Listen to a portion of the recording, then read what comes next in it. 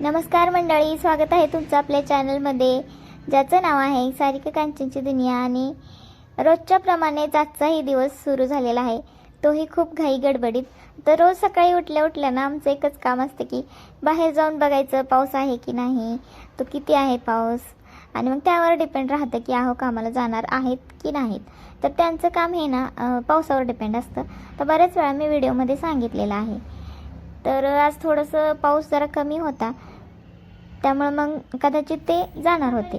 आणि नंतर मग मी आंघोळ करून घेतल्यावर नंतर देवपूजा करून घेतली, कारण ना देवपूजा करून घेतली की नाही मग परत तिथून पुढं बाकीची कामे करायला ना एकदम सोपं जातं. त्यामुळे मग सकाळी सकाळी अगोदर देवपूजा करून घेतली.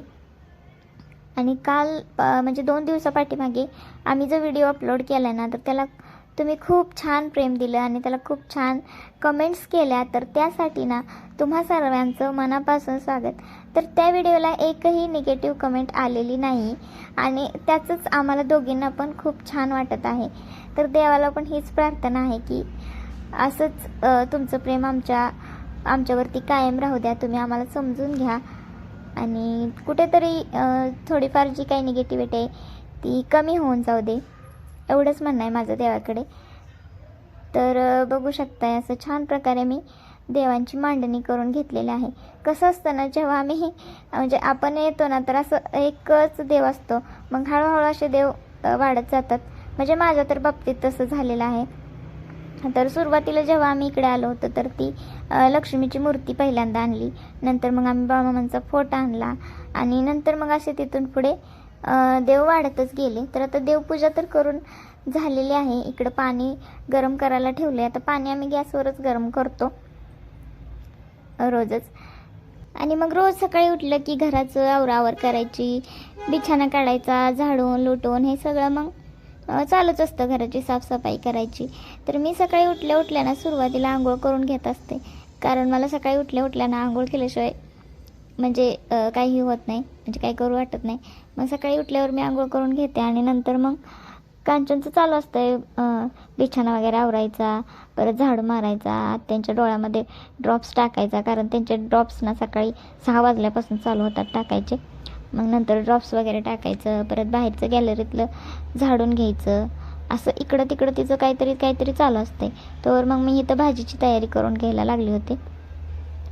आज फ्लावरची भाजी करायचं मी ठरवलं होतं, कारण फ्लावर ना आमच्या घरात जास्त कोण फ्लावर खात नाही, पण त्या ताई आपल्या रोजच्याच आहेत, म्हणजे बाजारात ओळखीच्या आहेत. तर त्यांनी खूप रिक्वेस्ट केली, असं द्या होता हे घ्या, म्हणून मग आणला होता फ्लावर. तर फ्लावर असं छान कट करून, म्हणजे ह्याची फक्त फुलं घेणार आहे मी, मुळं काही घेणार नाही. आणि सोबतच आमचं डिस्कशन चालू होतं. तर म्हणजे फिल्म इंडस्ट्रीतलं कोणतरी व्यक्तींची डेट झाली होती, तर ते कांचन सांगत होते आम्हाला सगळ्यांना. तसं तर ती ना सोशल मीडियावर खूप ॲक्टिव्ह असते, म्हणजे व्हॉट्सअपवर वगैरे कुणाचं काय झालं वगैरे, तर ती सगळ्यात आधी तीच सांगत असते आम्हाला, ताई असं झालं, अहो तसं झालं, हे असं सांगत असते. तर एकीकडे घरातली कामं चालू होती आणि दुसरीकडे स्वयंपाकाची पण तयारी चालू होती. आता घरात 2 बायका असल्या ना तर कामं पण वाटून घेऊन पटपट होतात. असं असतं, एकीनं ते केलं तर एकीनंही होतं असं. आता परत तुम्ही इथं गैरसमज करून घ्याल, 2 बायका याचा अर्थ सवती असाव्यात असं काही नाही. कोण जावा असू शकतात, कोण नणंद भाऊजाई असू शकतात, कोण सासू सुना असू शकतात. तर असं म्हणायचं आहे मला. तर फ्लावर चिरून झालेला आहे आता, आणि मी गरम पाण्यात शिजवून घेणार आहे. आणि मग डायरेक्ट परत नुसती म्हणजे फक्त जरी फोडणी दिली ना तरी पण चालतं. त्यामुळे इथं मी फ्लावर स्वच्छ असं छान धुवून घेतलेला आहे.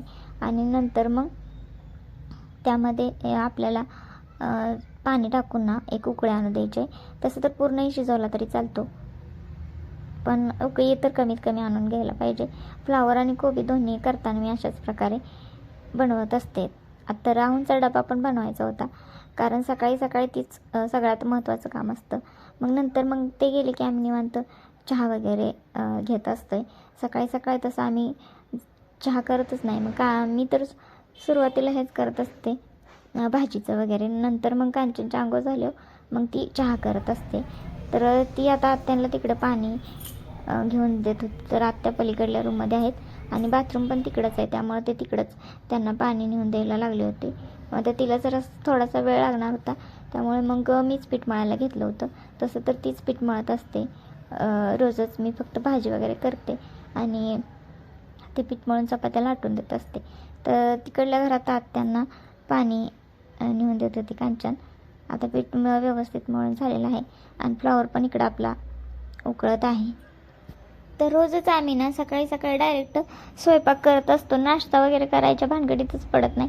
डायरेक्ट 9 वाजता सगळेच मिळून जेवण करत असतो आणि आत्यांना पण सकाळी लवकरच जेवण द्यायला लागतं, त्यामुळे मग नाश्ता वगैरे नाही करत आणि मग चहा फक्त पित असतो आम्ही. तर पीठ मळून झाले आता इथं कांचनचं पण झालं आहे, कांचन पण आली इथं. तर ती आता चपात्या मला लाटून देते आणि मी भाजत असते. तर हसत खेळत ना, गप्पा मारत ना कधी स्वयंपाक झाला ना ते पण कळत नाही. आमचं रोजचंच असं असते.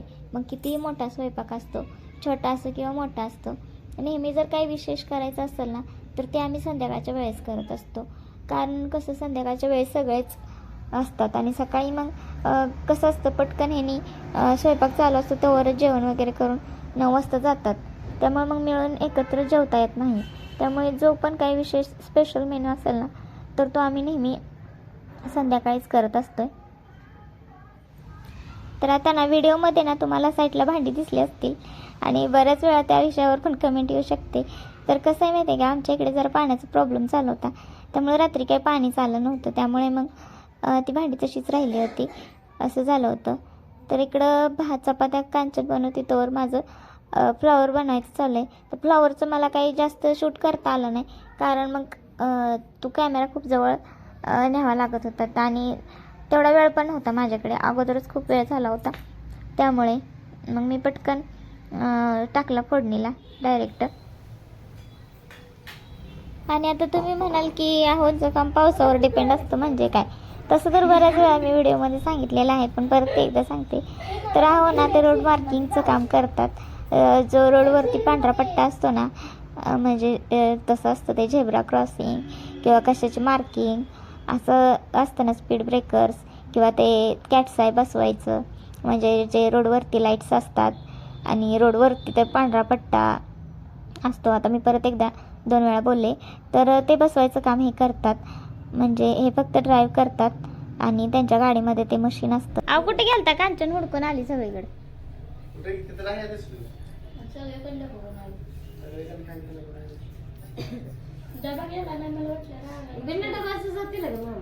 जाते काय सांगते, डबा टायमात झाला नव्हता. डबा टाइमात झालता, खरं पिशवी नव्हती, गेली होती पिशवी घेऊन. डबा भरायला लागतंय, बाटली डबा पिशवीत भरला तर नाहीतर सगळ्यांचं तसंच आहे बघ. ती तर बरं, ते राहुल जाता ये मग येतो या बेबी. तर ते मशीन फक्त त्यांना साईटवर नेऊन पोचवायचं असते, असं असतं. मग तिथं त्यांचं काम चालू असतं, मग जिथवर काम जाईल ना तिथवर ती मशीन त्या गाडीमधून न्यायची असते. तर हे त्यांचं काम आहे. तर आता पावसाचा आणि त्याचा काही संबंध, तर कसं आहे माहिती आहे का, जेव्हा आपण पाऊस पडतो ना त्या दिवशी ना रोड पूर्ण ओला होत असतो आणि जेव्हा तो रोड ओला होतो ना तेव्हा ते जे मटेरियल आहे ना ते रोडला चिटकत नाही, जे व्हाईट कलरचं असतं जे आपण मार्किंग करणार आहोत ते. तर त्यामुळे ना जेव्हा आपण पाऊस असतो ना तेव्हा त्यांचं काम बंदच असतं. आता मगाशी तुम्ही बघितलं मी कारलं बनवलं होतं, तर कारल्याला जास्त काय नाही, फक्त कांदा टोमॅटो टाकलं होतं आणि फोडणी दिली होती आणि फक्त तिखट मीठ हळद एवढंच टाकून मी कारलं वाफेवर व्यवस्थित शिजवून घेतलं होतं. त्यात पाणी टाकलं ना कारलं नेहमी कडू होतं. तर एकदा अशा प्रकारे नक्की करून बघा, नेक्स्ट टाईम मी डिटेल रेसिपी शेअर करेन. तर माझं इकडं कारलं बनवून होईपर्यंत ना कांचनचं इकडं चालू आहे कपडे काढायचं, वाळू घातलेली काय वाळत ती काढायची, जी वाळली नाहीत ती बाहेर टाकायची आणि कपडे धुवायचं. पहिला आमचा स्वयंपाक झाला ना तर ती ना कपडे धुवून घेत असते पटकन. तर इथं तिनं कपडे धुवून घेतलेले आहेत.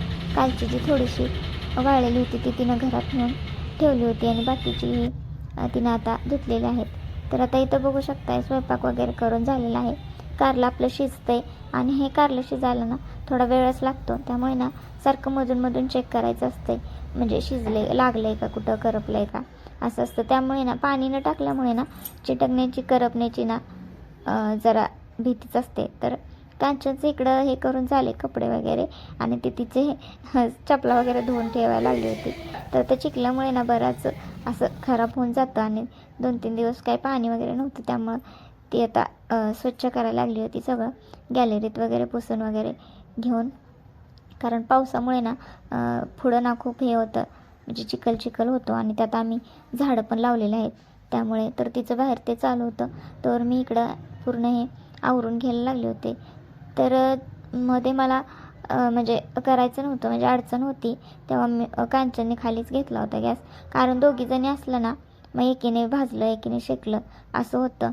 त्यामुळे मग ती एकटीच करत होती, त्यामुळे तिनं गॅस खाली घेतला होता.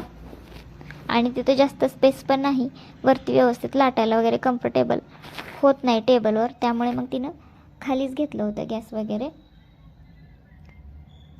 तर या आमच्या रूममध्ये किचन नाही आहे, तर ह्या टेबलचंच आम्ही गॅसवरती ठेवण्यासाठी यूज करून घेतो, असं होतं. त्यामुळे मग वरती आम्ही काही जास्त करत नाही. मग जर भाकरी वगैरे जर कमी क्वांटिटीत करायच्या असल्या तर वरती करतो, नाहीतर मग ती खाली थापून देते, मी भाजते, किंवा मग चपात्या करायचं म्हटलं की ती लाटते आणि मी भाजते, असं होतं. तर असं ना कामं आवरायचं चालू होतं, सोबतच कारलं पण चेक करत होते. तर कारलं आता शिजलं होतं, पण थोडंसं पाणी सुटलेलं त्याला, तर ते पाणी आटण्यासाठी ना मी ते उघडंच ठेवलं होतं कारलं. आणि नंतर मग कांचनचं पण चालू होतं हळूहळू इकडलं तिकडलं कपडे धुवायचं, आणि दिवसभर तिचं हेच काम असतं, पाऊस आला की कपडे काढायचे, पाऊस आला की कपडे वाळत घालायचे. आणि इकडं मी सगळी भांडी व्यवस्थित एका जागेला करून ठेवलेली होती. खरं तर घरातलं काम हे ना संपत नसते, सारखं काहीतरी राहूनच जात असते, जेवढं करेल तेवढं कमीच असते, असं होतं. आपण किती पण आवरून ठेवा, कुठेतरी काहीतरी थोडंफार असं राहूनच जातं. तसं आमच्या तर बाबतीत बऱ्याच वेळा होतं. तर आता आमची कळशी होती जी आम्ही हाताने घेऊन आलो होतो, तर ती ना पडली होती, त्यामुळे फुटली होती. त्यामुळे आता आम्ही ह्या बॉटल्समध्येच पाणी आणतो, आणि पाणी आणायला पण सोपं जातं, त्यामुळे ह्यातच आणतो. तर भाजी माझं इकडलं आवरून होईपर्यंत आत्याने इथं शेंग नीट करून ठेवली होती. खरं तर घरात ना वयस्कर माणसाचा हाच फायदा असतो की ती बसून बसून शेंगा नीट करायचं, भाजी नीट करायचं, अशा छोट्या मोठ्या गोष्टी ना करतात, ज्याच्या आपल्याला ना किचनमध्ये खूप हेल्प होते. लसूण वगैरे सोलून द्यायचं असं होतं.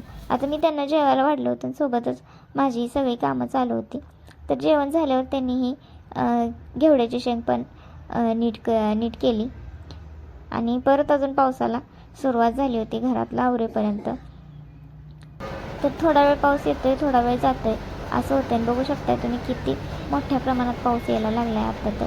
आणि आत्यांची साडी ही तर ना लवकर वाळतच नाही, सारखी इकडून तिकडे तिकडून इकडे हिला टाकायला लागतं, आणि एकदा साडी घातली ना ती परत 3 दिवस वाळतच नाही, असं झाले इकडे. तर तुमच्याकडे कसं वातावरण आहे ते कमेंट करून नक्की सांगा मला. आणि बघू शकता रस्त्यावर तर सगळं असं पाणी चिखल वगैरे झालेलं आहे, आणि इकडे जिकडं तिकडं बघल तिकडं कपडेच कपडे येतील, वलन कमी पडायला लागले त्या, पण कपडे काय वाळायचं नाव घेत नाहीत. मग पलीकडे पाऊस आहे म्हणून तिनं मग अलीकडले वळलेला हे सगळे कपडे आणून टाकले, आणि नंतर हे 2 ब्लँकेट पण होते, धुवून टाकले होते आम्ही, ते पण आत आणून ठेवलं तिनं. तर सध्या असं चालू आहे सारखं आत बाहेर पावसाचं करायचं. आणि ह्यात त्यांची साडी खूप मोठी आहे, आता बऱ्याच वेळा नऊवारी साडी तुम्हाला माहीत असेल, आणि वाळायला ना खूप वेळ लागतो ही साडी, असं होते. त्यामुळे आता इथून काढायची तिथे टाकायची, तिथून काढायची इकडे टाकायची, हे सगळं चालू असतात. तर झालं आहे सगळं, किचन वगैरे व्यवस्थित आवरलं आहे, बघू शकताय तुम्ही. तर ही भांडी सगळी मी एका जागेला करून ठेवली की नाही, मग कांचन भांडी सगळी बाहेर नेऊन ठेवत असते, आणि मग मी व्यवस्थित घासून वगैरे ठेवली की मग आता आणून ठेवत असते. आणि आता आमची सगळी कामं झालेली आहेत सकाळची, आणि सगळंच आता जवळजवळ 1-1:30 वाजले त्या, आणि आता इथलं पुढं आम्ही निवांतच आहे. भाकरी किती करायच्या तेव्हा? आधी धपाटे करूया, हा. त्याच्यावर ठरवूया भाकरी किती करायला लागते. नाही आता 7 वाजले त्या, म्हणून म्हटलं परत बालिक बघायची. होते मग पीठ हे माणूस तर होते, आता हे करूच तर तुम्हाला प्रश्न पडला असेल ही स्वेटर घालून व्हिडिओ कशी करायला लागली, तर दुपारपासून ना मला थंड वाजत होती म्हणून मी स्वेटर घातला आहे दुपारपासून. आणि आता संध्याकाळ झाली आणि ताईला विचारलं स्वयंपाकासाठी आता काय काय करायचं. तर आम्ही स्वयंपाक करणार आहे, आता लागणार आहे स्वयंपाकाला. आणि धपाटे आणि मसाले भात आणि भाकरी घेवड्याची शेंग करायचं ठरवलं आहे दोघींनी. आणि आता आम्ही स्वयंपाक करणार आहे.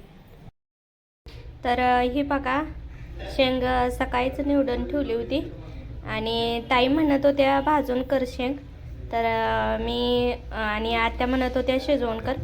तर आता शिजवूनच शेंग करणार आहे. तर इकडं बघा ही पाणी ठेवले गरम व्हायला आणि शेंग धुवून घ्यायला लागली इथं. शेंग धुवूनच मग शिजाय टाकणार आहे मी आता. मग शिजवूनच आत्या म्हणले की फोडणी दे म्हणजे चांगली लागते. मग आता शिजवायची शेंग टाकणार आहे बघा.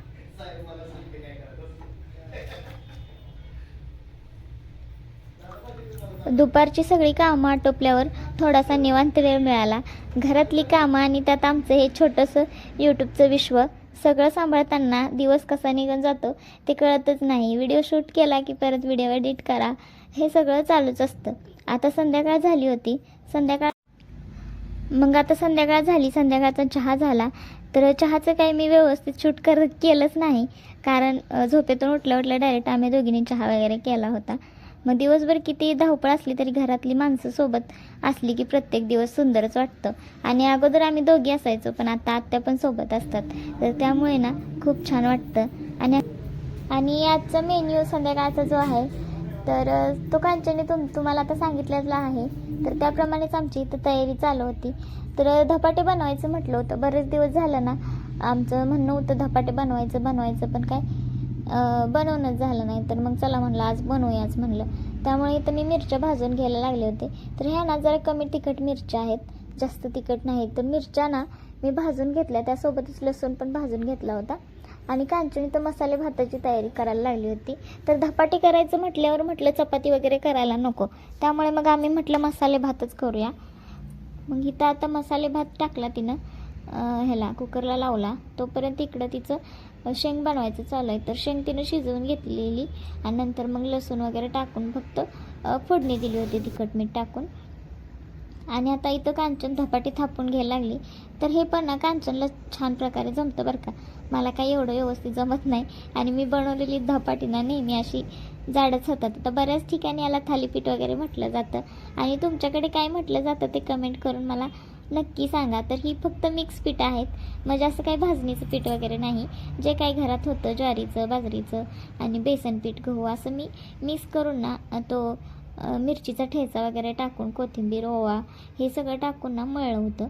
तर पीठ मळून दिलं होतं आणि मग तिथून पुढे कांचनने धपाटी बनवली होती. तर इकडं मसाले भात पण आपला तयार झालेला आहे, बघू शकता तुम्ही. एकदम गरम गरम वाफ यायला लागलेली आहे. तर खूप छान होतो असा मसाले भात. अशा प्रकारे आमचा आजचा साधा सोपा दिवसही संपला.